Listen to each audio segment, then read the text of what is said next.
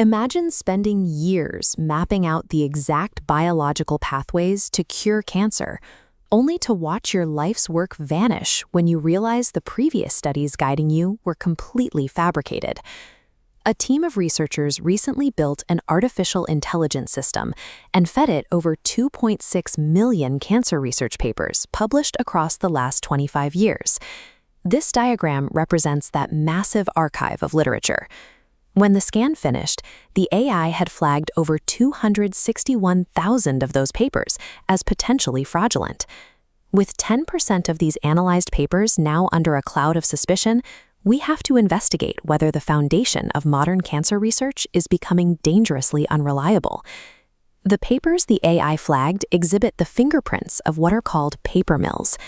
In science, a paper mill is a commercial black market business that manufactures and sells fake research, experimental results, and authorship positions for profit. To understand why a market for fake science exists, look at the incentive structures inside modern universities. Career advancement, securing funding, and earning tenure rely heavily on a researcher's sheer volume of published work. This chart traces the illicit pipeline. Intense career pressure pushes desperate academics to pay paper mills, who generate entirely fabricated manuscripts and submit them to legitimate journals. Paper mills have turned academic fraud into an organized, highly profitable industry, systematically exploiting the very incentives that are supposed to drive scientific progress. The operators running these mills have become incredibly good at what they do. Their fabricated manuscripts are sophisticated enough to sail right past human peer reviewers without raising suspicion. To catch them, investigators trained a machine learning model based on BERT, an advanced system designed specifically to understand and process language. Looking at this comparison, you can see how the model operates. It completely ignores the charts, graphs, and raw experimental data on the left. Instead, it looks only at the abstracts and titles on the right, scanning for very specific, recurring sentence structures.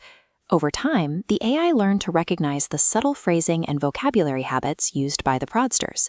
It operates exactly like a detective tracking a serial bank robber by studying their unique behavioral patterns rather than dusting for fingerprints. By focusing purely on how the manuscripts were written, the AI successfully bypassed the impossible task of verifying what the authors claimed to have discovered in the lab. Here we see the model's accuracy. When tested against a benchmark of known fraudulent papers, the system successfully identified the suspicious writing patterns up to 93% of the time. However, we have to make an incredibly important distinction here. An AI fly does not definitively prove a paper is fraudulent. Think of the model like an airport security scanner. When the machine beeps as your luggage rolls through, it doesn't mean you've committed a crime. It simply indicates the scanner spotted a shape that matches a known threat profile, alerting a human security agent to step in, open the bag, and take a closer look. The BERT model acts the exact same way. It is an early warning system designed to rapidly point human experts toward the most suspicious documents, not a judge that replaces them. So, what happens when one of those fabricated cancer studies slips past the reviewers and enters the permanent scientific record? This citation network shows the damage. If a fabricated paper sits at the top of the tree, others base new experiments on it, polluting downstream data. Following false evidence drains massive public funding and wastes thousands of laboratory hours. Every hour wasted on a fake pathway is an hour delayed in delivering genuine, life-saving treatments to actual patients. Fortunately, the tool to catch this fraud is already leaving the testing phase. The AI is now an active defense mechanism. 3 major scientific journals have already integrated this exact AI system to screen every newly submitted manuscript right at the front door. While the discovery of suspicious papers is concerning, it demonstrates a system successfully correcting itself. Science is using artificial intelligence to build stronger safeguards. What do you think?